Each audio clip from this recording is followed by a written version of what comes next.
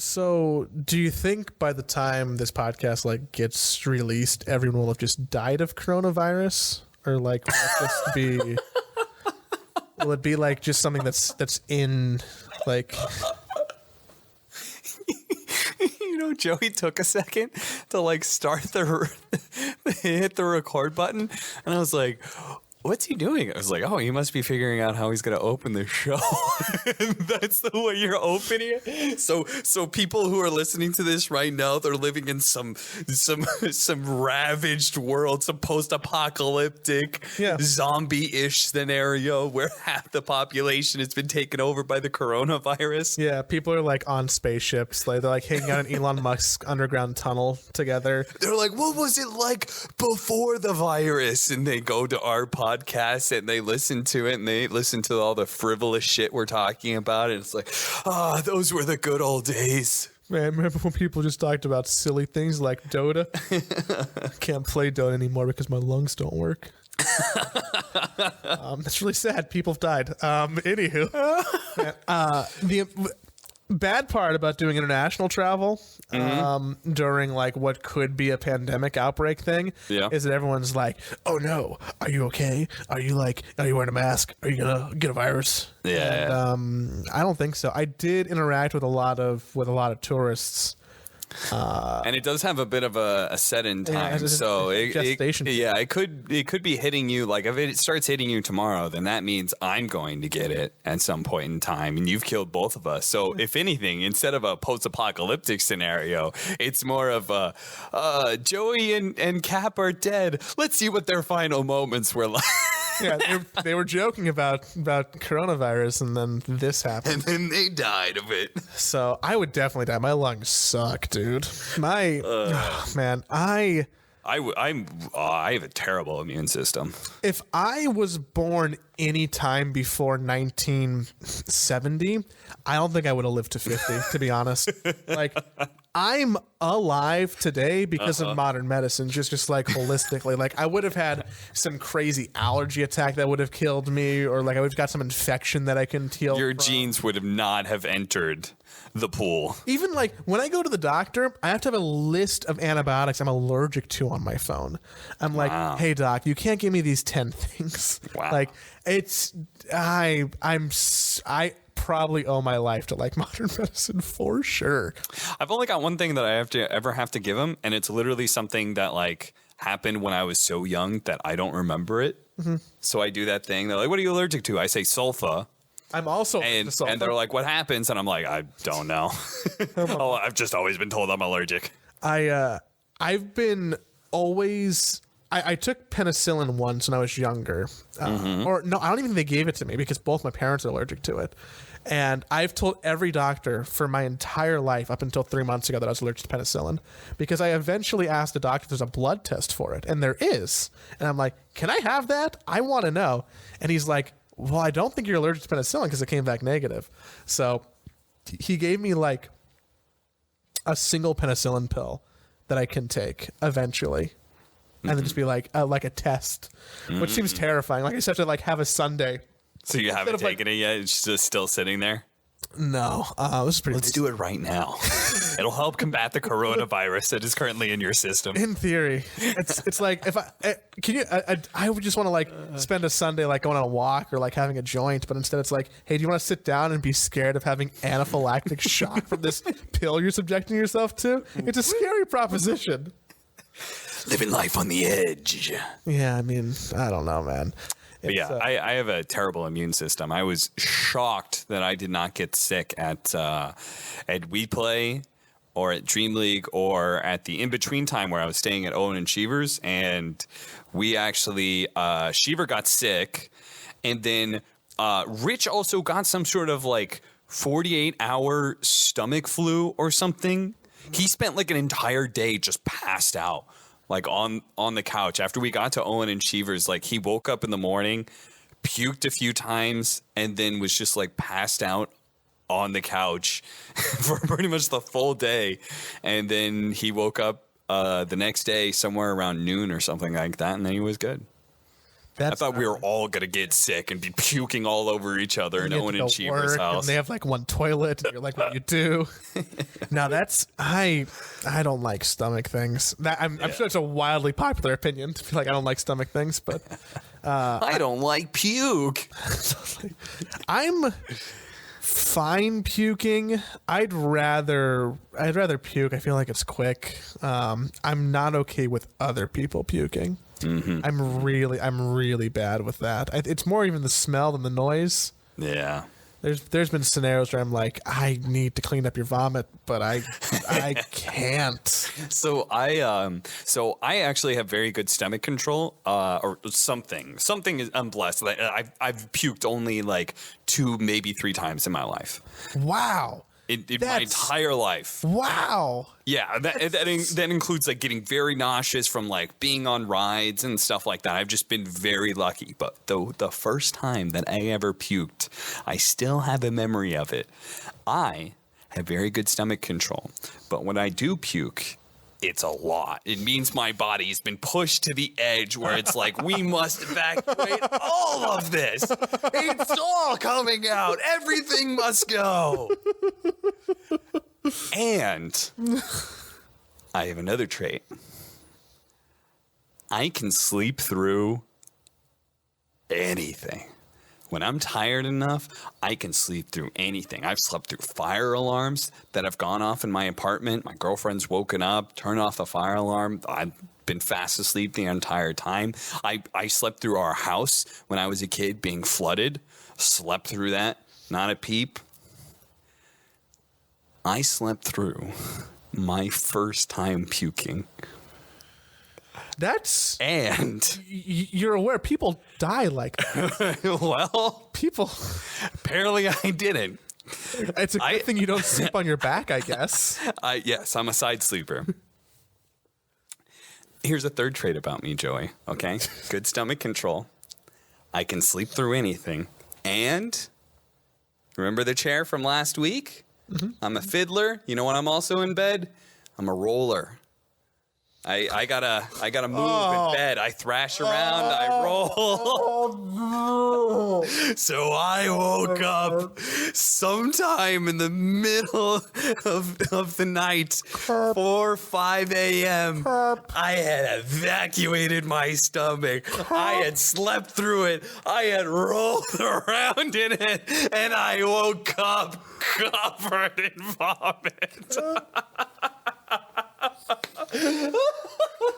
Oh no, what did your mom do? I remember my mom coming in and just being like, this wide-eyed expression of just like, what happened to you?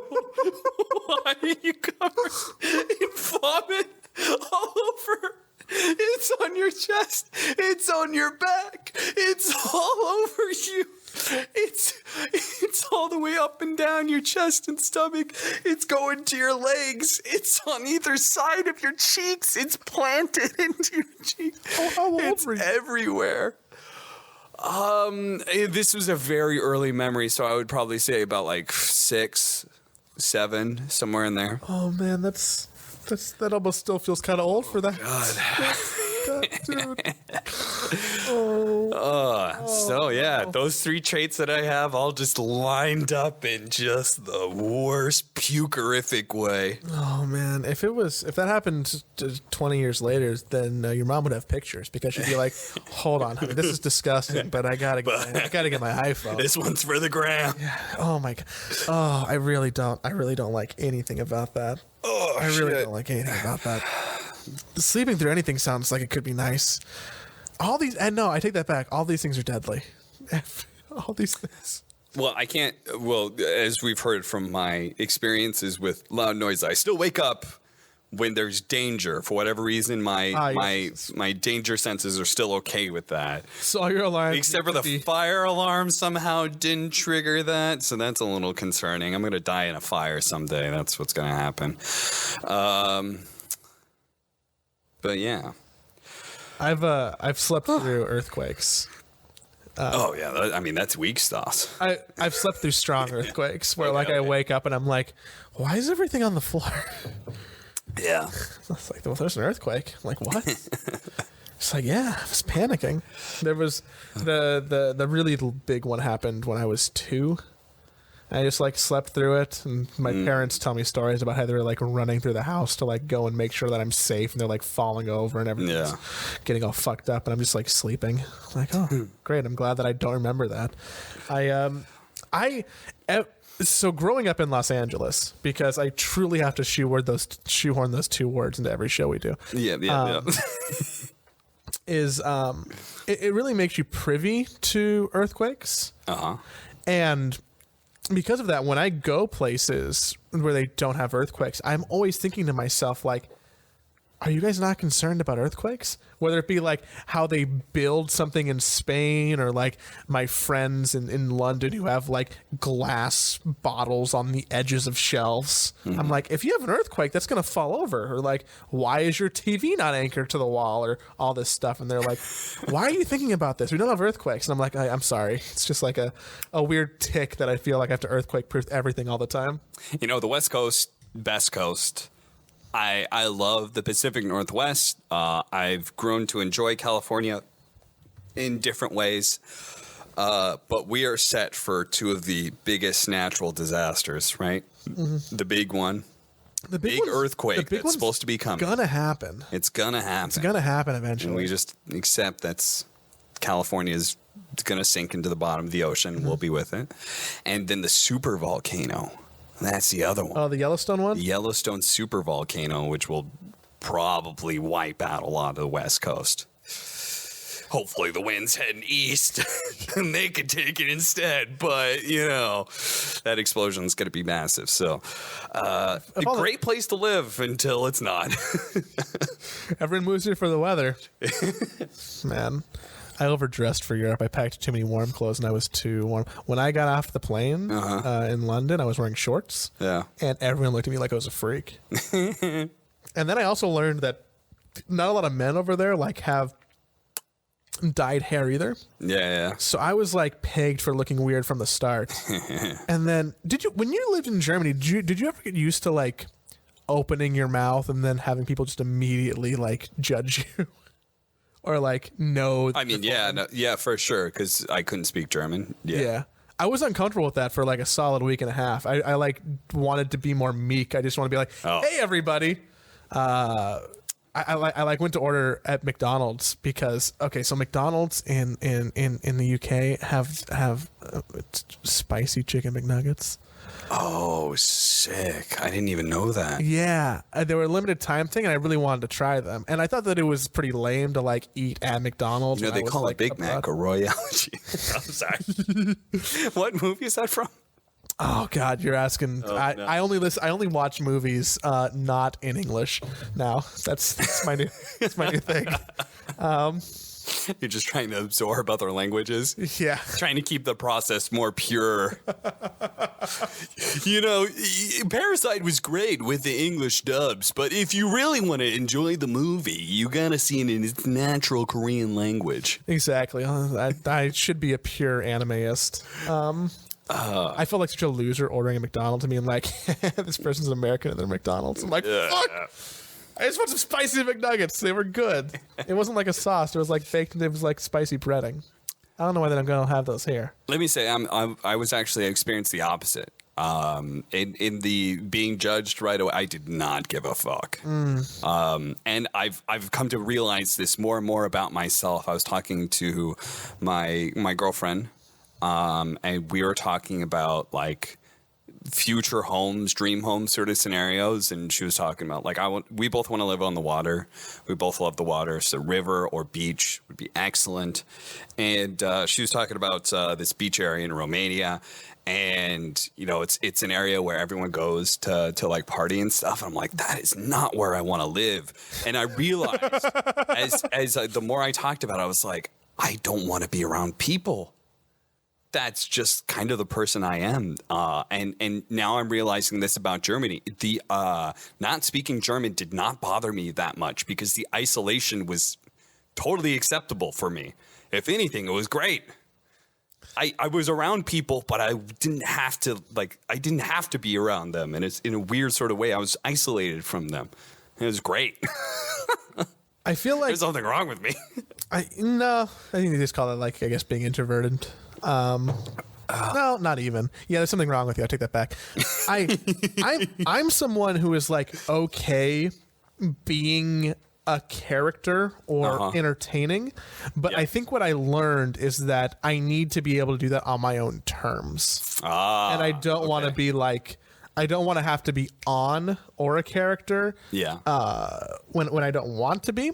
And I feel like when I was in Europe, I was so often like pointed out as soon as I started talking to someone as an American or like as someone different, that I had to like be someone, or like I was on. And I'm like, okay, wait a second. Like I just want to, like I'm sorry that I said some words on the train, and now you're like, whoa, where are you from? So that was a thing.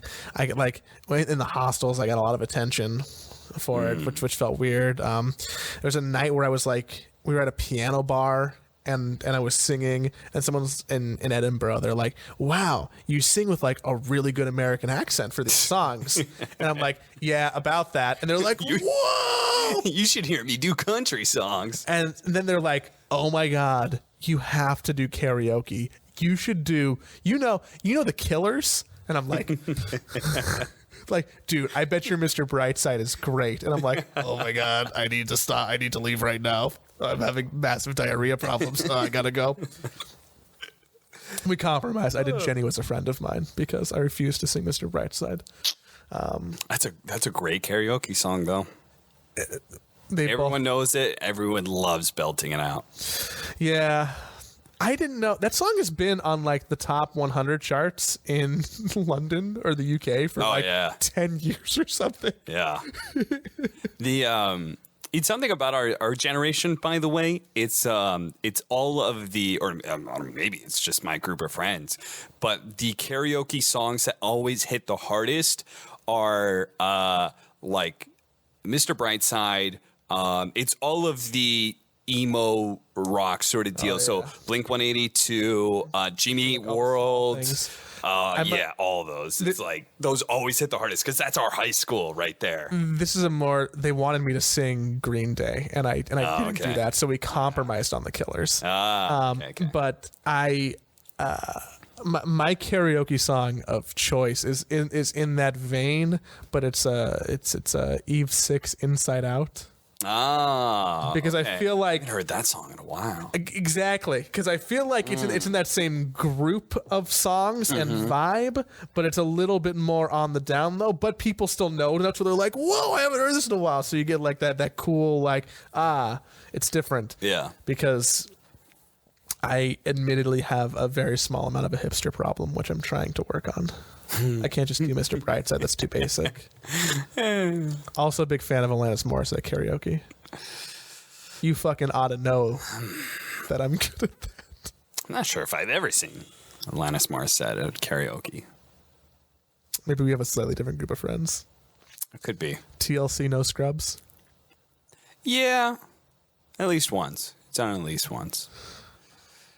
How often do you go to karaoke? I don't. Okay. I really don't. It's like the last like couple times I went was either like it was at a piano bar that turned into a karaoke bar, or it was like a friend's birthday party and they're like a theater friend, and I'm like not really a theater friend, but I'm friends with them and I'm there with their theater friends, and I'm like, oh God, this is even more uncomfortable. Or I went like in TI in Vancouver because Seb wanted to go. Not Seb. OG said Seb like Sebastian. Yeah. I figured. Don't worry. I knew you weren't friends with the two-time TI champ. I had to clarify that for the audience, not for you. And then I realized they probably don't know the second person I was talking about either. So the conversation became more personal. No. It's fine. Conrad was there too. So there's something about DOTA crowds. I think it has to do with being introverts. The best extrovert activities I've found anyway, karaoke's really big with DOTA. Honestly, every DOTA after party, just if you're TO listening to this, just have it at a karaoke bar. It'll be good. Or escape rooms. are a big thing with like my group escape of friends. rooms. Escape rooms fuck. The problem with escape rooms is that the variance in quality is so high that like you get to like a certain standard of what you want an escape room to be, and they're really only activities for like 8 people.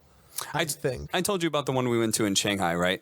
That was super sick. Went with BSJ. Yeah. And it was like, part of the reason it was super sick is that there's no way those kind of regulations could fly in like other countries, sort of deal. Yeah. And there's also they did like one recently that was like a Metal Gear Solid themed one that was like super crazy with like minimal regulations in Tokyo that looked really dope. I bet that would be sick. Have you ever been to the basement? No. It's they're mostly like horror/scary themed escape rooms. Okay. They're in the valley, so they're not too far. They're actually easy for you because they're off the 210. Sure. Anyone, very sorry. Okay, so no, but I highly recommend. This is a plug for the Basement LA. If you're looking for an escape room and you're okay with either actors who are part of the experience or like a horror concept, they have the best production value rooms that I've seen recently. Okay. Not necessarily the best puzzles, but like I have to check that out. But like the best production and ambiance. Would recommend. I think they got a new room. If you want to go do it, we can probably get a group of people. We are 20 minutes into the podcast. Fuck, we didn't do the Dota thing again. So last week we teased something, and then we gotta tease it again. I told you guys about WePlay, a great event, and part of what I hope I did was highlight all of the things that could have made that event bad or just unenjoyable for talent, and yet it was still a great event because of other reasons. And I think that is in general just a good lesson for all tournament organizers to learn, like how much you care and the effort that is put into making the show great. It just like changes everyone's perspective. Every single player and talent that I've talked to at WePlay, and again, like players, they're gonna hate taking a 5-hour bumpy, like the roads to Bukovel were not super nice. It was bumpy and crappy. It was just none of them wanted to go through that, but all of them said they really enjoyed themselves at WePlay, despite the shitty travel, despite the fact that it was a 5 best of 3s. Like they did some stuff that just like that event is set up to have a lot of angry people on Twitter, basically. That was even weird, like, for player comms in that arena, right? Because it looked like there was probably potential, like, even voice issues with the players being so close to their stage. Yeah. I think that part was fine. I think it was a little hard to understand each other at some points, but that happens with LAN events. I think players have kind of just accepted that at some point. But yeah, just a lot of reasons that it could have gone bad, and it was great. One of the best events I've attended. So then, stayed at Owen Sheaves for a while. That was great. Small little mini vacation. We just kind of hung out, played some Dota together. They have 5 different computer setups, so it was cool. We got to play so many LAN Dota for a house of 2. Yeah.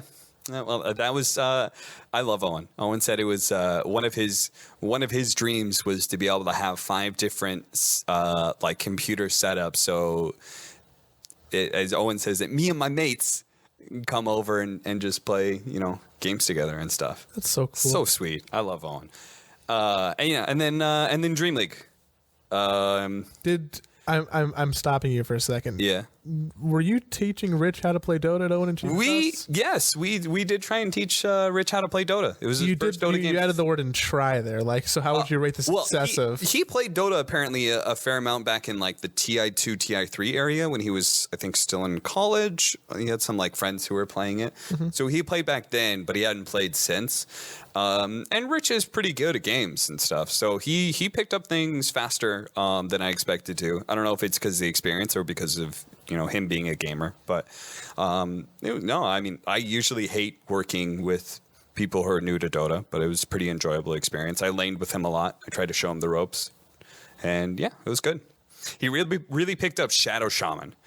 I think Rich's character is Like, he's newer to the game, so obviously it needs to be simple. But it says a lot about your personality and what role you take in the game. And I think Rich is very much a aggressive 4 position. So I tried to put him on Skywrath Mage first. Then Kyle suggested Shadow Shaman. And those definitely are right up his alley. Eventually he will get to Dark Willow, but we pumped the brakes on that one. We tried to explain to him that Dark Willow is a little bit too complicated. Yeah, you got a skill shot. She's got weird combos and stuff. It's like not very natural, right? Just to shackle someone and then make funny noises. Eventually he'll get to Dark Willow and he'll be able to fulfill his fantasies, but that is not that day. But yeah, that was super fun. Then we went to Dreamleague, and yeah, I mean, I said on like one of our recent podcasts that I wanted to be more like open and honest about my experience at DOTA events, and this is partly going to be my little stepping into those waters. Dreamleague was a very poor event for talent. It was just a hard event. Okay, we can probably break that down a little bit, I guess. I admittedly didn't watch any of Dreamleague, so I don't have, because again, traveling, having fun, not doing the Dota thing. But my understanding is that people liked the event from a viewer perspective. Yes. Okay, but here's the thing: is that events WePlay was made by the show. Dreamleague was made by the games. If the games are good, almost everything can be forgiven at a tournament if you just get the right games. And obviously you have no control over that. So, they have a lot of hype teams. The games ended up being fantastic. So, the tournament was a success from a viewer perspective. But from what I understand, it wasn't great from the player perspective, and from a talent perspective, it was one of the worst events I've worked. Just for like, part of it is the fact that it is a major. Like, I've worked some crappy events before. I worked the Shanghai Major. I've worked some WESGs and stuff like that. There is just a difference in expectation, I would say, when it's a major, it's put on by a tournament organizer that you trust. Especially because at this point, there's not many majors. They're very curated by value. Yeah. There's only 5 majors. The people who are getting it are people who presumably are like the big names at this point. Yeah. It was just I didn't work the last major that they did. I didn't work Rotterdam, which was some non-DPC event, and then I didn't work Stockholm Major that they did last year. So another part of the reason I feel free to say this is that, I haven't worked a whole lot of Dreamleagues, so I'm a little bit on the outsider perspective. So I feel like I can be a little bit more free because I don't necessarily need to work their events to have a successful year. But this was the first event, and I've thought about it, doing it multiple times. This was the first event that I got so fed up with it that I wrote a postmortem. If you don't know what a postmortem is, obviously referring to death, but in this case, it's for projects. A postmortem is after you have completed a project or some sort of event or something, you go and have the breakdown afterwards to talk about how it went. And this event was, for me, bad enough that I took the effort to write like 3 pages of a postmortem to be able to talk about, like, here's all the things that, was wrong with Dreamleague. Obviously, I sent them. This also talks about the line of, like, how much do you say this publicly? How much do you say this privately? I'm saying this publicly on our shitty little podcast, so I'm assuming it's not going to go far. But I also posted all this privately with the important people of Dreamhack. Which, in theory, is good feedback that they would want and appreciate. Yes. And when I originally wrote the list, I had one line that was particularly bitchy of me. But I curated afterwards, like after I got home and everything, and then I curated it all and made it a lot more positive. And here's what to fix, and here's how to be better. You gotta do the compliment sandwich, man. Yeah. I did do the compliment sandwich, by the way. I started off with an intro about, like, hey, Dreamleague in the past has been great events, but it's been declining in recent years. Here's a lot of the reasons from my perspective why. And another part of the reason I did this, I said because I don't necessarily need the events, but also because I'm not part of the core group of Dreamleague. There's a core group, right? Mm-hmm. For me, like ESL, I would say I'm one of their core people, right? Because I've been to every single ESL event, so I'm very tied to them. Dreamleague, they have Owen and Fogged, right? They always hire them. They always hire Shiver. And like, it's just been like Dreamleague used to be one of the best events, right? Dreamleague used to be this fantastic show. I mean, for Dota, especially when they had the actual league format, it was like they had this red button that was going on. The setup was just different to a lot of tournaments at the time. It was much higher production. It, like, by comparison, Dreamleague was a show that was popular because of it being a show rather than it being about the games. Is that back when Dreamleague was tied in with the Good Studio also? I mean, that's when it originally started, and then it turned into kind of like the Shiver Owen Fogg sort of deal, and that was still like a really good iteration of Dreamleague. It was very popular. And I remember they would have like just bad teams. You know, they would have tier 2 teams, but Dreamleague was popular because of its success as a show.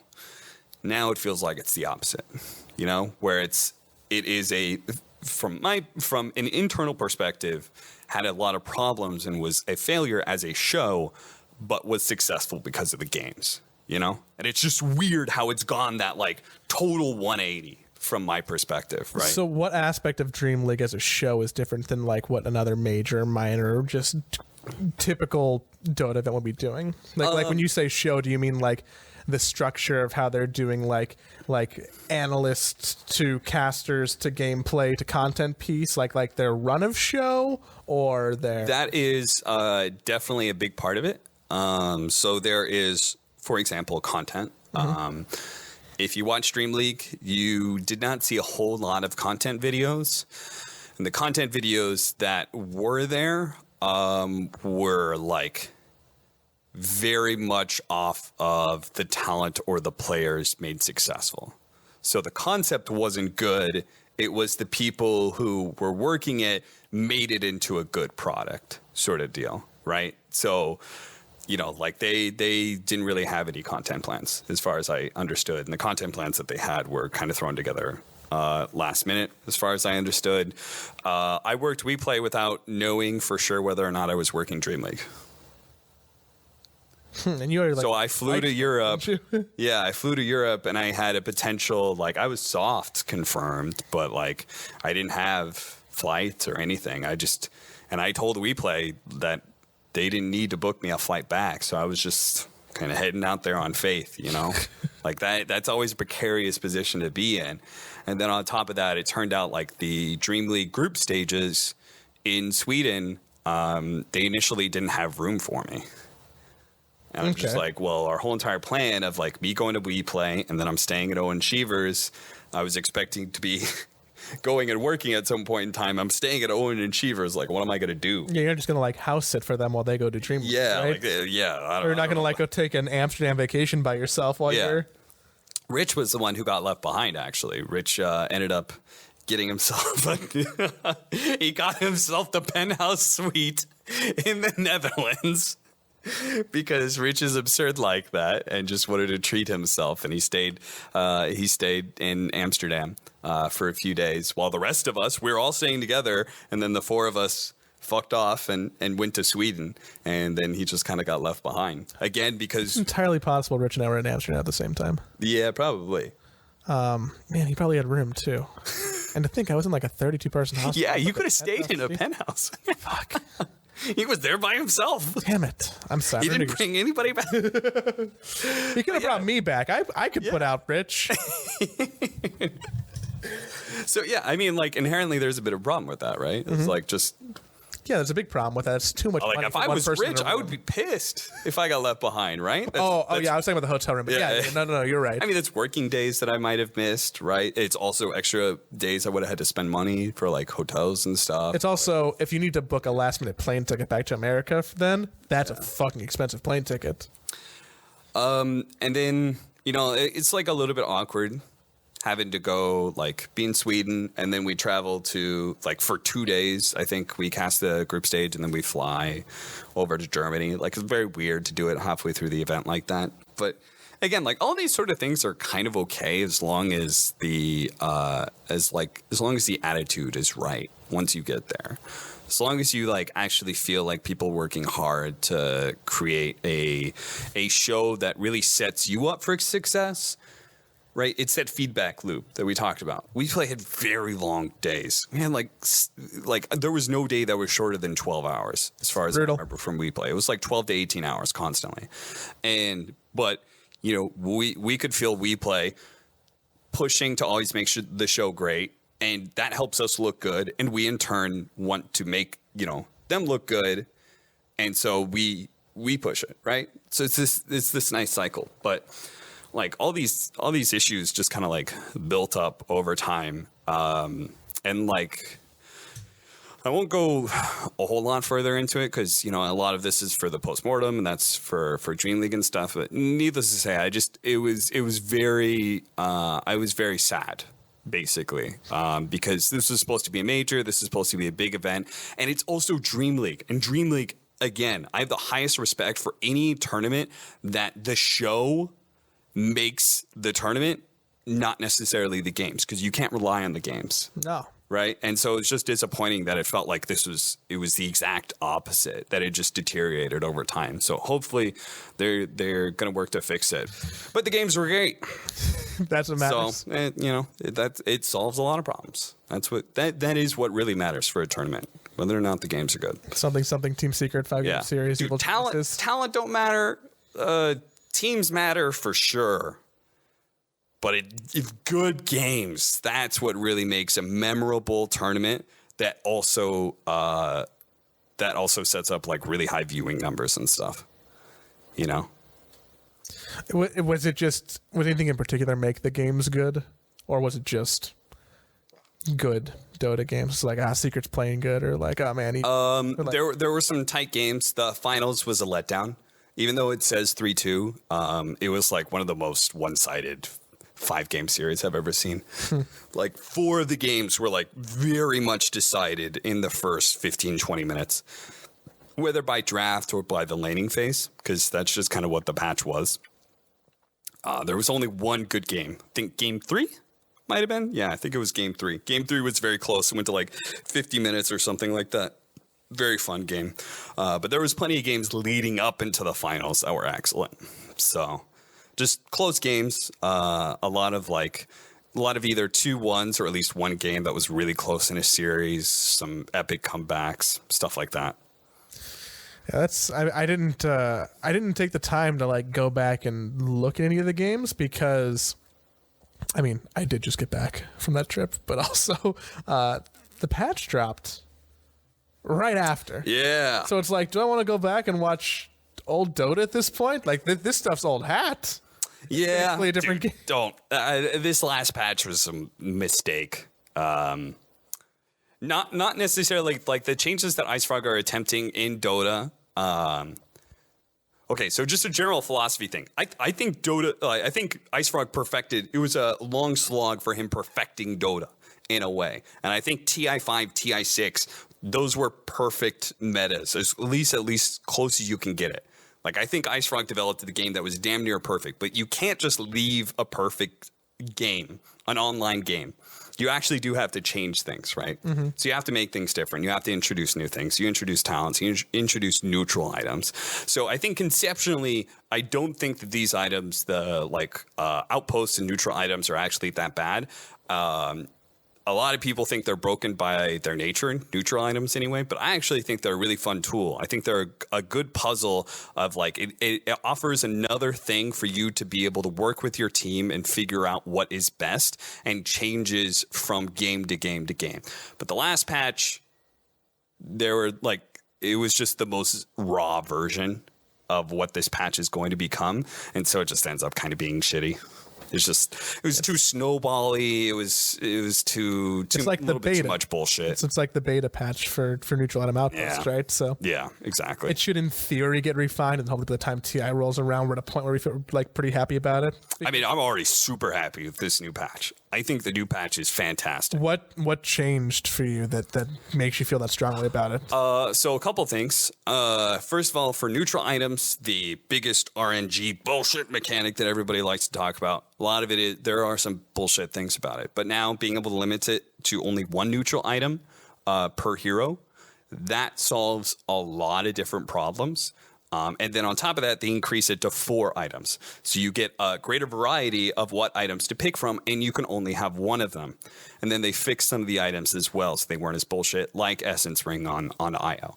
So whereas before you could have an IO that has an Essence Ring and the stone armor and, you know, like some regen thing or something like that, greater fairy fire, and like he could have like 3 or 4 items and just be way more bullshit than he would be with before neutral items were a thing, right? Like, then he just wouldn't be that hero that he was. Now you only limit it to one item, so you have to pick and choose what is most effective for you, which adds to, I think, more of the puzzle element of being able to, hey, here's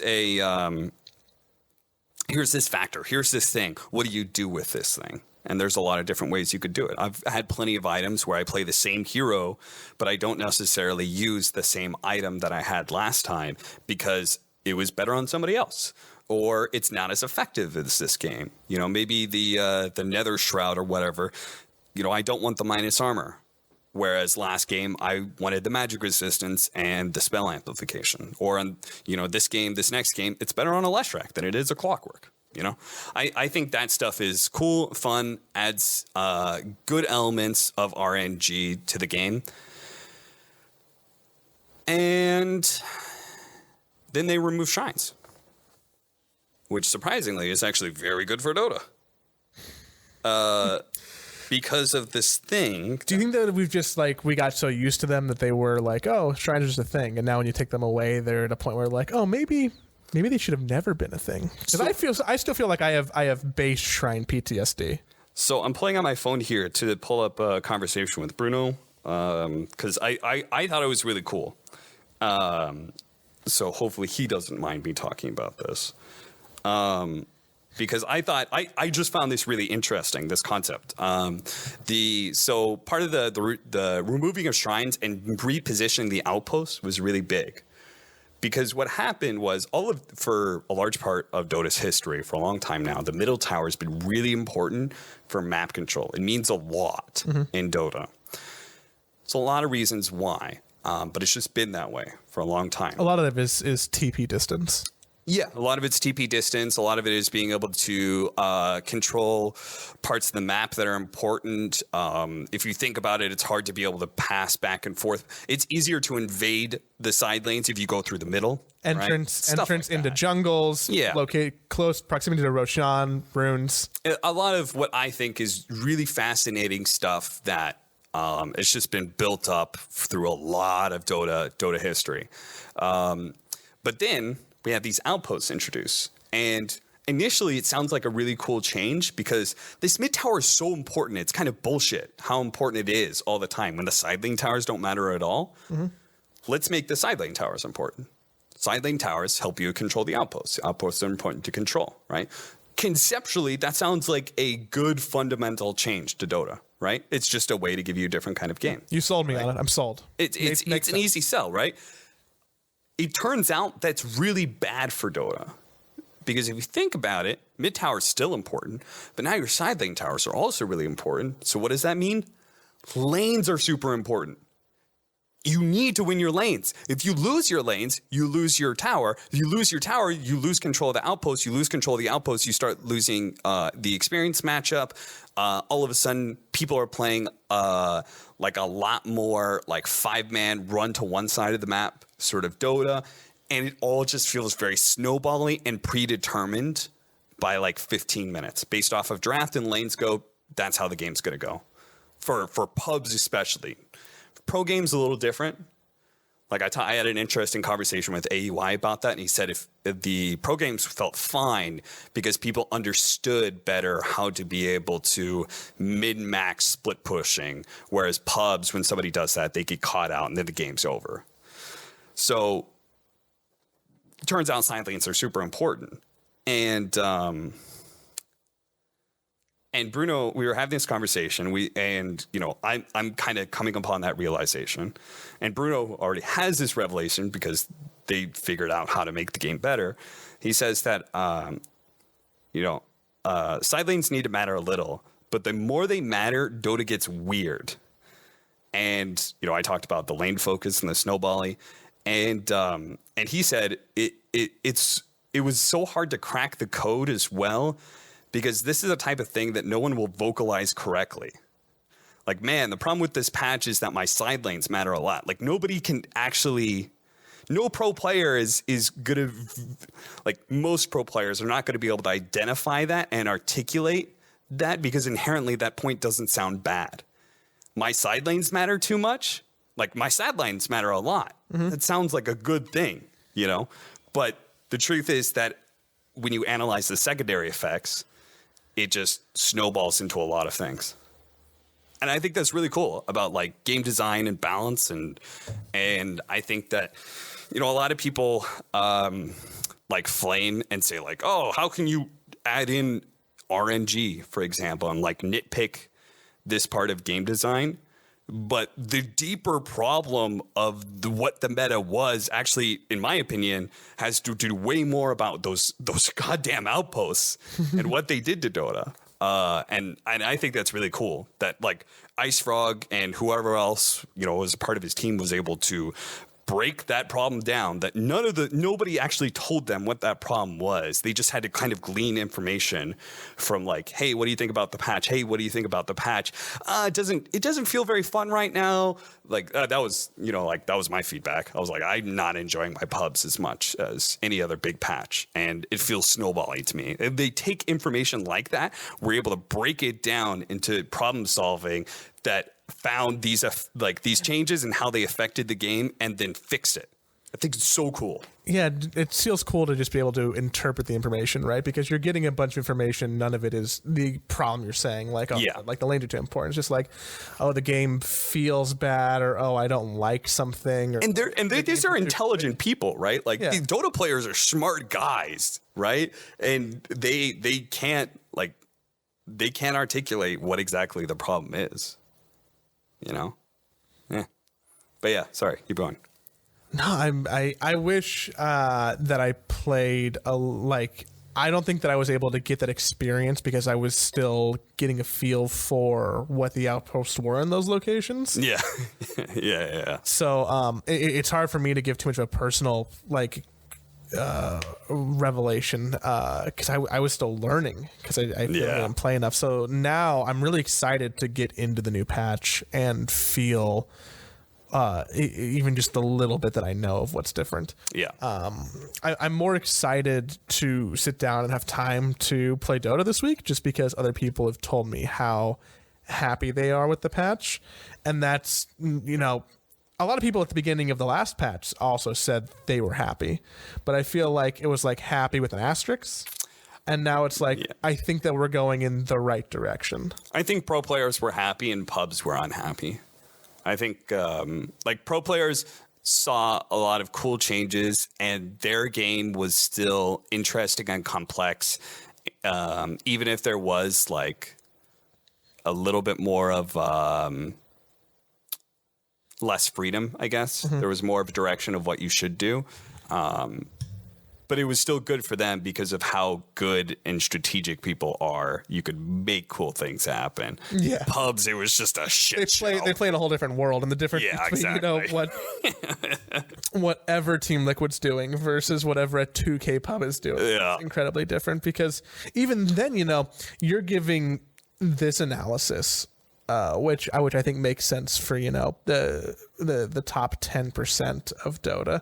But I would assume that they also they have to consider the bottom 90% of Dota. They have to consider the bottom 50% of Dota when they're patching that too. And I'm almost certain that people who are playing pubs aren't necessarily having the same the thoughts. Well, I think that is also what's so cool about this is the fact that this. From what my experience has actually affected pubs the most, right? I mean, we had the Dreamleague Major. We had some sick-ass games in there. Pro Dota was still fine, but the pubs were awful. And they found a way that fundamentally, I think, fixed both in a way. It's going to make Pro Dota a little bit more interesting to watch than it was before. And it definitely fixed pubs. At least my experience so far with pubs is way better. If you fix the top level of pubs, do you also fix the bottom level of pubs? I think there is a trickle down effect. Is that trickle down? Trickle down patching? Economics in patching Dota is real, but it is a trickle. Calm down, right? Megan. You're talking to the capitalist here.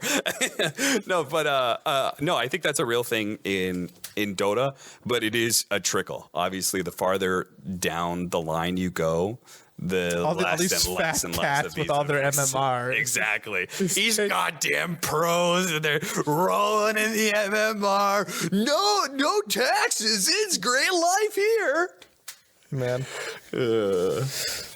Stop that analogy before it just gets sad. Hashtag feel the burn. I'm just gonna keep updating these poll results. Not showing anything yet. Anyway, moving on. I'm excited to play Dota. Like I said, for the first time in a minute. I think I have time or the excuse to grind a bunch of games this week, so I can next time share the experience of what this is now like as someone who is in the mid tier. Oh, let me just say, shout out to Shared Tangos, our sister podcast. But they're fucking wrong. They call talents a 10 out of 10 concept and neutral items. Trent's trying to make that. He's like, I'm just done with neutral items, even after this change. He said it's a 2 out of 10. Nah. Dude, neutral items are at least a 7 out of 10. It's a good concept that was broken initially, but I think it's in a pretty good place now. Now, if you want to get the people excited, you have to be super polarizing, right? So that's why you can be like, it's a 2 out of 10, because you're going to get a lot of comments about it. Trent's just doing it for the clout. He's doing it for the clout. 2 out of 10 for the clout. Everything he's doing, he doesn't stop. I know. He doesn't stop. He's just trying to make Reddit threads. Fuck. God damn it. Also, sorry, Trent. Also, tens don't exist on a scale of like, you're one of those. If you're rating something on a scale of 1 to 10, be it neutral items or the attractiveness of a person you're just seeing that walks by, tens don't exist. It's like an idealistic perfect. It's 100%. It's impossible. A 9, I can see. Okay, but a 10, you're saying that's perfect. Are you also one of those people that says that like a 5 is not bad, 5 is average? Yeah, I agree with that too. Okay. That's the melon rating as I understand it. I actually don't know his name, but the hip hop reviewer. Oh, what's his name? Fuck, I know. Everyone just calls him Melon. Yeah, Melon. Everything's a bell curve. Everything's a bell curve. A 5 is fine because it's average. A 1 and a 10 in theory should not exist. Mm-hmm. So a 2 is a pretty bad rating. 2's a real bad. 2's a really bad rating. Yeah, if we all got on the same rating scale, I think we'd be better off as a society. Yeah. So this new patch, it's something out of 10, but it's definitely not a 10 or a 1. This patch is a solid improvement on the previous one. I heard that they aren't just patching.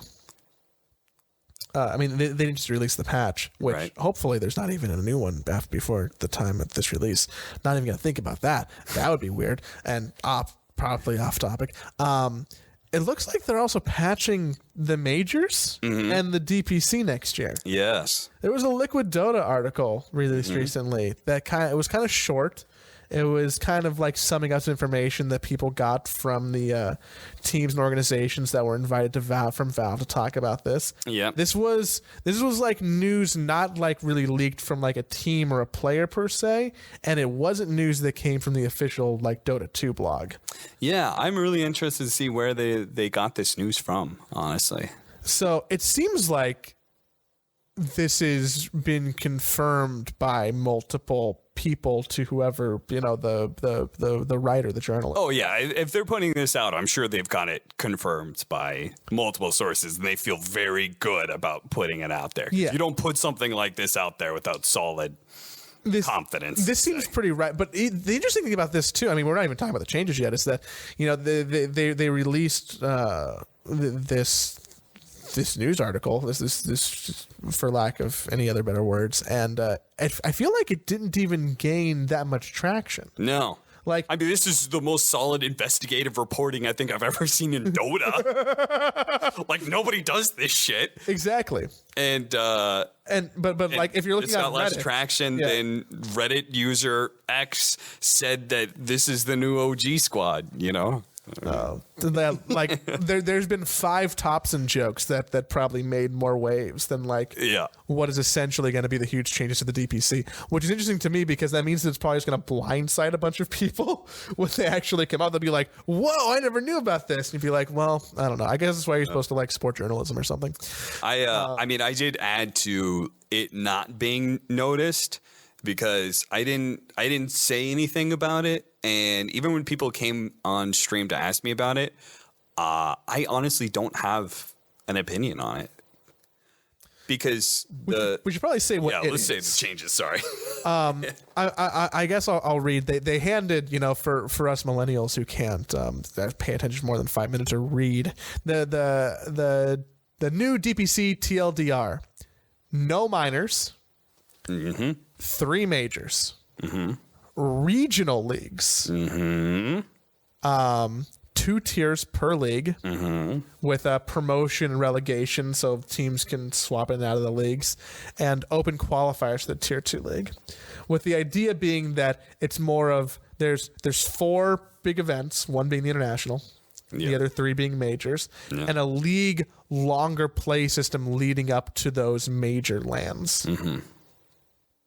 And then it could be other tournaments where you're getting DPC points that are individually organized, like if you want to do a We Play thing or a BTS thing, or it could be like a long league format, more like an old Dreamleague, or like potentially an Overwatch, Call of Duty, League of Legends type thing. Still not completely sure what the format's going to look like, aside from the fact that, minors, thing of the past, a league where we can watch more tier 2 Dota, which is the thing people have been talking a lot about, and move in between tier 1 and tier 2, and less big events.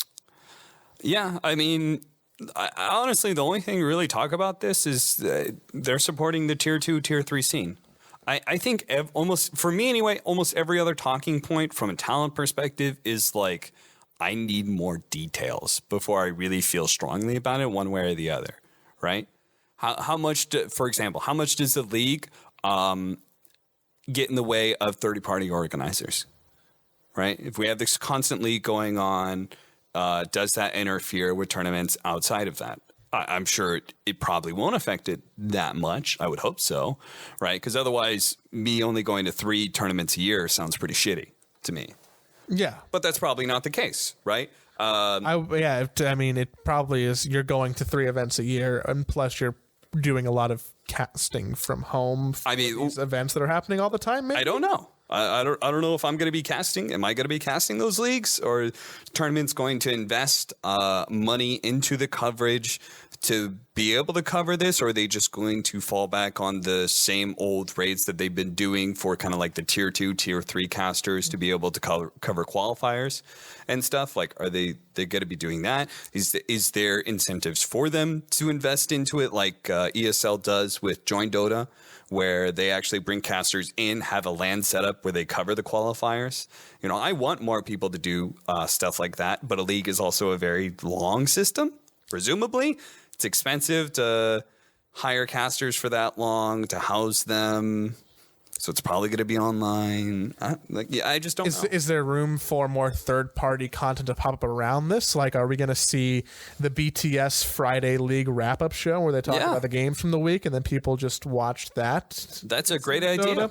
Joey, I'm going to pitch that to BTS. Well, I'm sure. Hire me for it. Dakota's already thinking about it. And, I'm sure he is. That's obviously what you're going to do, right? Like there's either going to be like a daily or a weekly show if there's a league format like this. Yeah.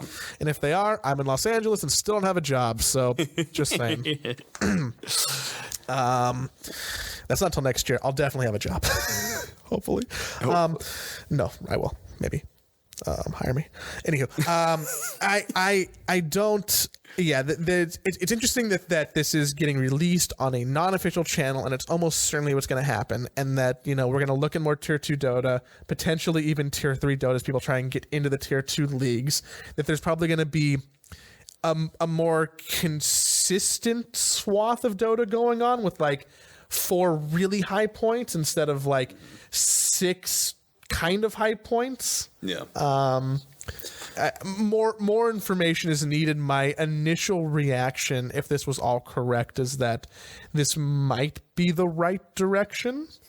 Yeah, could be. But even to say that is just, throwing a dart in the dark, right? Yeah. I'm pretty critical about like Overwatch League and Call of Duty League. Yeah. Because of the way they do stuff. So now they're on YouTube now, so you don't have to see them.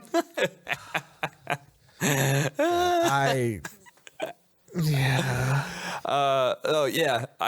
There is actually one more thing that like I'm just not committal to really caring about this too much until something actually happens, which is I have full faith in this article, but I'm not totally convinced that Valve, this is their end product, No. I could definitely see something quite different coming out. When it comes to announce this, probably post TI, I'm guessing, or an iteration of this, or like this might be the core concept, but the actual nitty gritty and details are different. Yeah, Valve Valve does change their mind sometimes about things, so who knows? It can even be a situation where now there's going to be public comment on that, and that public comment might spur actual insightful change. Or like it might think of ideas that Valve or teams didn't think of, or you might say, oh well, why should Joe Blow's opinion matter? But a lot of times in our space, Joe Blow's opinion does matter, because sometimes it's that one person out of 10,000 that comes up with a really good idea or counterpoint. Yeah. So that could happen. You're right though. It feels like, because this isn't official per se, that it is almost certainly incomplete or subject to change. Oh, I just realized I haven't actually asked Bruno about this at all, and I probably won't anyway, because I generally don't like kind of probing for information, as weird as that sounds. But what I'm trying to get to is that this would make a sick podcast for us to do with him at TI, talking about the new DPC changes. If they announce it at TI, then we get him in on to the podcast. Oh, that'd be sick. At this point, there is almost certainly at least a single person who literally works at Valve on Dota 2 who listens to this. I think you're holding us to much higher bars than we are able to reach, Joey. I'm just saying, like, the door's open. You don't want to. You're not even going to acknowledge yourself. But I've been in the base where you guys worked before. I've seen the streams that you've watched. I've seen streams. How many podcasts they got open? Dude, streams, podcasts, YouTube replays. I know that someone was watching BSJ YouTube videos while working in the office. Yes, is that too much information to share? I'm gonna go on a limb and say that at least one person listens to the show, and it's probably someone very important. It's an open invitation, honestly. We'll just let that ruminate for an entire year. That is something I think is really cool about Valve. They do have, they always have streams going on. So like these qualifiers and stuff, like if you're a tier 2 or tier 3 caster, there's a good chance that someone at Valve has heard you casting, by the way. And you know, like you may or may not get your shot out of that. Like, I wouldn't raise your hopes because it's not like Valve has ever like really gone super outside of the box when it comes to them hiring for qualifiers, right? Like they hire most of the time the people that you would expect them to hire. We should we just got to keep proving to them that we're going to make a good product and do cool things. Like next we got to do a live show. And they'll be like, a live show. Then we end up on their stream list. Then they're way more aware of our podcast. And then they show up as a guest. It's all a plan. Just hear me out. ESL is in Los Angeles. Okay. I don't think it's a crazy idea. Yeah. To get a venue that's walking distance from the shrine and do a show at night after a show day. And then we get a taco cart and we give people free tacos because really they'll come for the tacos and not for us. I mean, I do just want to say I know I'm not the first person to come up with this concept, and I'm not going to say Valve took my idea, but God damn it, they took my idea for the late game show. They're going to take some. Come on, man. I put out a tweet when I was not working when I found out I was only working the group stage. I was like, shit, this is my chance actually to be able to run like a third-party show that is after TI. I was in talks with Twitch to try and put it together. And sadly, we just didn't. Like, it was too short notice for us to be able. Like Twitch just told me, we couldn't put together the show fast enough. It was actually AC that I was talking to, and he said we just couldn't put the show together fast enough. But I drew up like a general concept that I wanted to be able to do. I had the talent that I wanted to be able to involve. I had so many ideas, and I was like, this is what I want to do. I'm not working the main stage anyway, so let's try and make the best of it. And then they did it the next year. And the year after that. And I think it's been a pretty good product. Hear me out. Next time it's going to be a morning show, too. Morning show? Yeah. There's going to be caps on both ends. Could be. Yeah. There's going to be... I don't know how to feel about it. Good morning, TI. I feel like if there's one area to put more effort into when it comes to TI, I think it's actually the late game show. I think the more you push that to give it the production elements that involve social media and like the way Inside the NBA utilizes social media to get to be able to put it on the show and turn fans see that, then they create more content knowing that it could end up on the show, and that becomes like a entire cycle that works really well for them. It's free content that they put on the show. It gets the talent to react to funny, like it creates new memes. It's honestly perfect. That is the one thing that they could do to really make the late game show a lot better. I think it is the one thing that Valve could actually do that could reach outside like people who are not necessarily tuning into TI. That is the one market you could probably get a fresh group of people, because everybody else is just wiped out from just watching TI nonstop.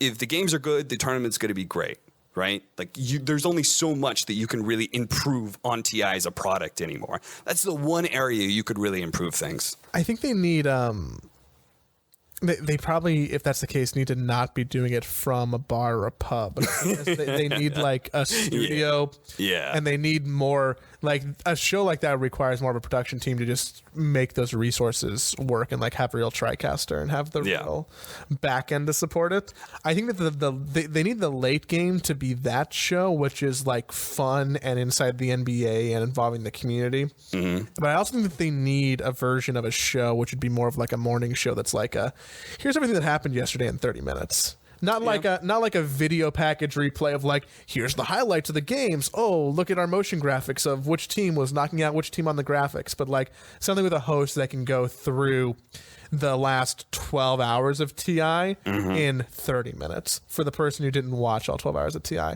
I think that's what they're missing. You know, it'd be a good host for that? Me or Coddle Guy. So I have Sheever do the regular stuff. I think you have Rich Campbell, by the way. Don't put him on TI, man. I love Rich to death, and that's why I think he would be perfect for the late game show. Dude, he's the host built for that. He is the most entertaining host of entertaining hosts in esports. He's a meme machine. Put him in that element, and that show is going to be automatically 2 times better. Bring in Pyrian Flax as well. You know, like Dakota was working on that as well. Put him on the morning show because he's also a great host. I think he'd be great for a morning show sort of deal. But put Rich on the late game show. Put Pyrian on there. Put Slacks on there if you have any room to be able to put him into situations like that. Pull some players into that shit. It'd be mint. Mint, I'm telling you. How do we know that like Dakota and Hoppin aren't just going to like listen to this and be like, yeah, those are good ideas. We'll do this. They're more than welcome to it. I honestly, Dakota gave me feedback recently on me as a caster, and I tweeted out about it. I asked him for feedback. He's one of the only people I've ever asked feedback from other talent, because it has to be someone that I really value their opinion, and they have a different perspective than like, I don't want to ask Toby because Toby's a different caster to me, right? So like I need to find my own path that's different to him. Dakota is perfect because he's a producer. He's got a great creative mind for things like this, and he has an outsider's perspective. So I trusted him to give me feedback, and he took the time to record a half-an-hour video for me. Super nice for him to do something like that. He was also very flattering to me, so that helped. Yeah, I love it when I get feedback. This is so good. It's all positive, baby. I'm the best. All this is talking about how nice my hairline looks, and man.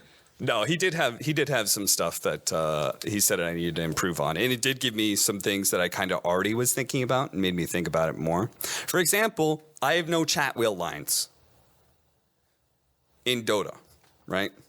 I've never had anything like that. I have actually been asked. I just realized. I realized what you were saying now. Like the chat wheel lines that are in client, the casters, right? Yeah, like there's Fogged or LD or LD Pixel, but none of them are your voice. All the other casters have some sort of iconic moment. I actually don't really have those from like a purely casting perspective. And initially I brushed it off as sort of like, well, I'm not that kind of caster, you know? Like I'm more of an analytical style play-by-play. I'm more conversational. I'm not trying to meme it up, you know? Like I'm just giving you the action. I'm telling the story.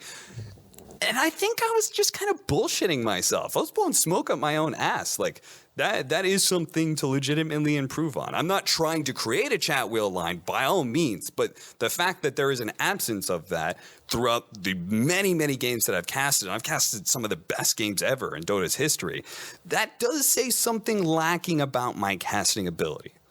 And I should try and improve on that. And Dakota helped me cement that. Like I already kind of felt like that way. Somebody else pointed out to me, and I was like, you're absolutely right. That's something I should improve on. What is the formula that kind of makes those moments? Because it's like it's a level of like excitement and volume and voice, it seems like, but also hyperbole.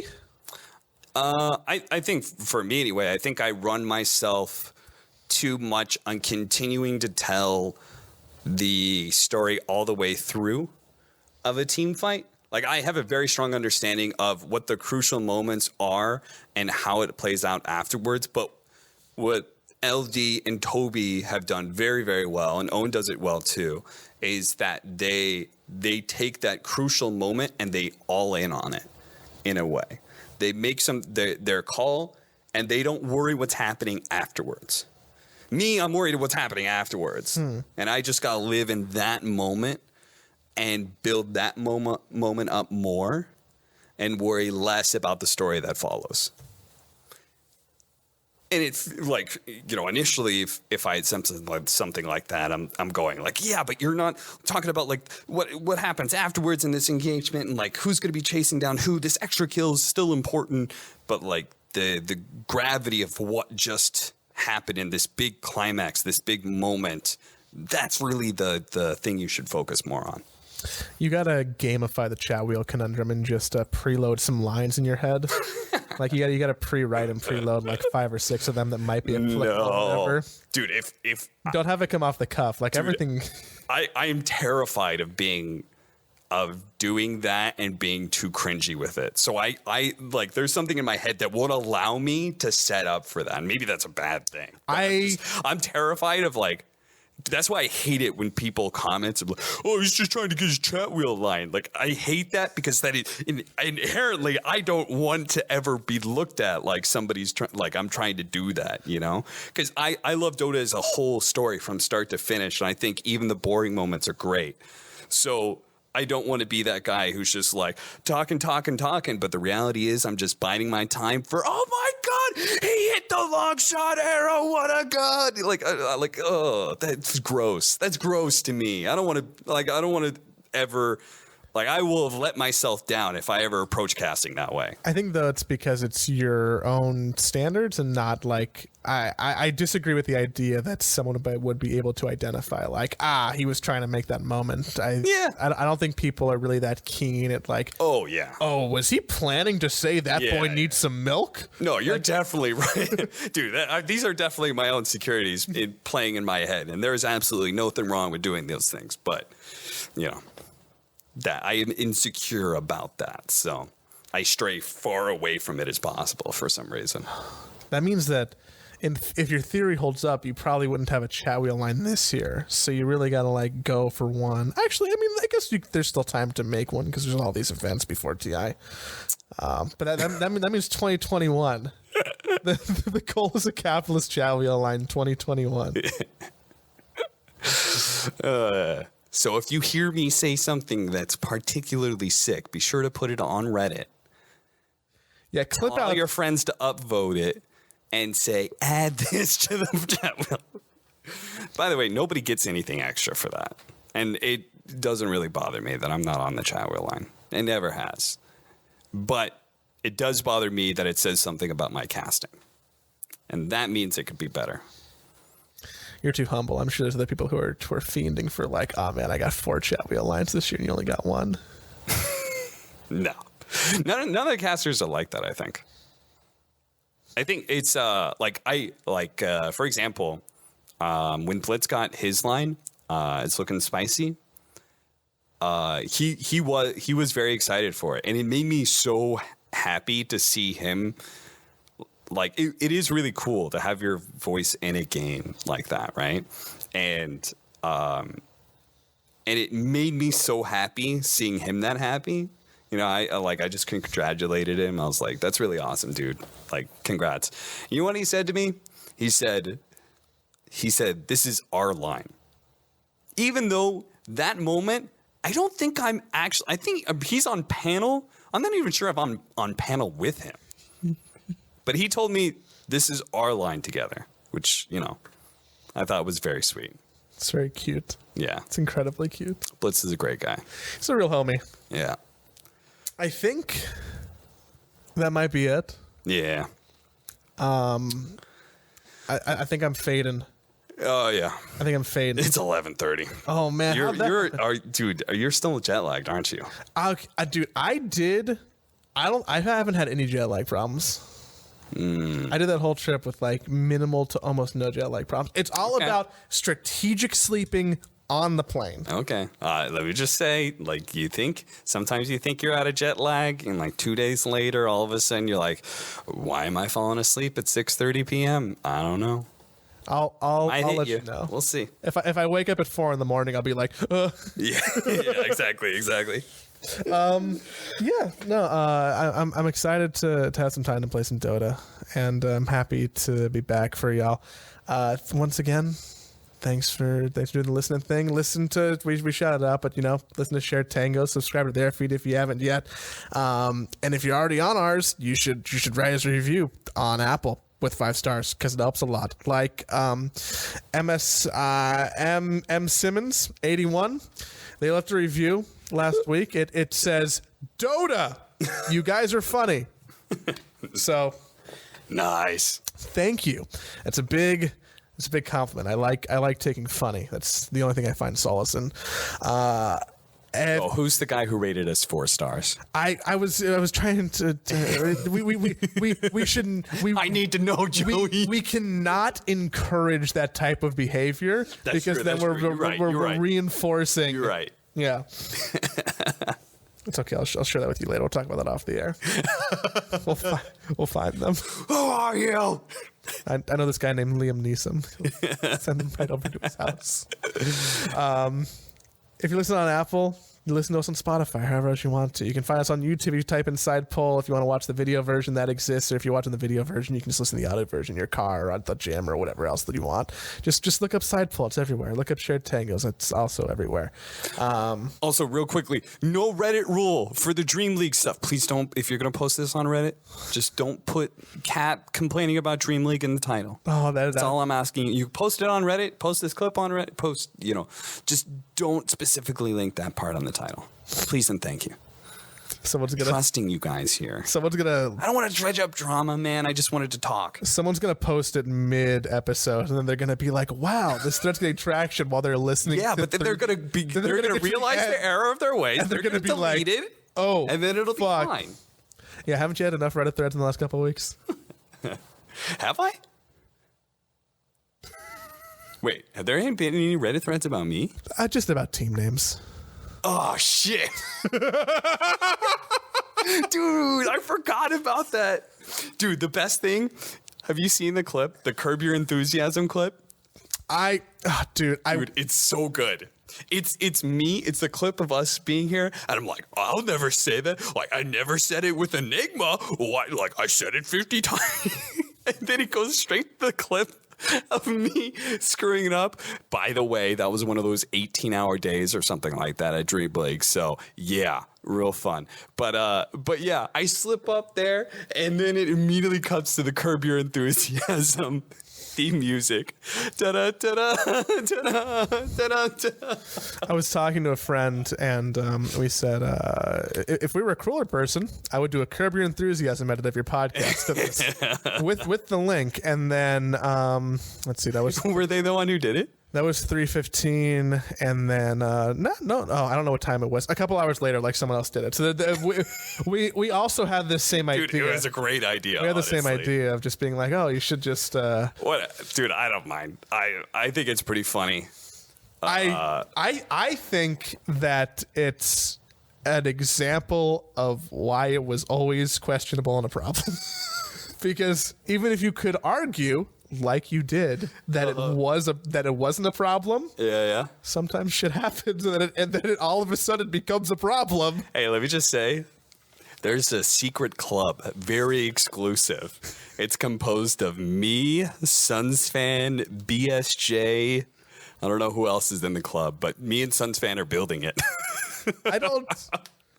I'm gonna be honest. It's kind of a self-help or like it's a support group / club. I don't know if I want to be in that club. You don't want to be in the club. That's why it's a support group. It's like Alcoholics Anonymous or something. It's like you have just been publicly humiliated, so here's some support for it. Some people, by the way, I actually got some very lovely messages from some people of just being like, "Hey, dude, that really sucks. Like, I'm sorry. I'm sorry. You're like, it's like embarrassing, but I don't mind that much. It's like I find it hilarious that I was so adamant that I would never say it and then slipped up. You know, I'm down to laugh at myself like that. It's funny how karma works. That's sometimes Yeah. Ted was one of those people. Period Flax was very sweet and reached out to me just to make sure I was good. You know, I laughed. So dude, I don't blame you. When I was watching it with Rich, and Rich is a huge Curb Your Enthusiasm fan.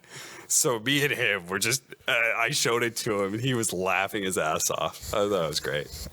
Well, with that being said, less Reddit threads. Less Reddit threads, not more. Unless you just want to advertise the show as a whole, in which case, I mean, I don't mind. God bless you. Thank you very much. You're all lovely people. See you next week. I hope that you don't have a pandemic inside of you. Unless you want to play the board game Pandemic, because I highly recommend Legacy Season 1 to anyone who has like a group of friends who can play it. But totally different. Bye.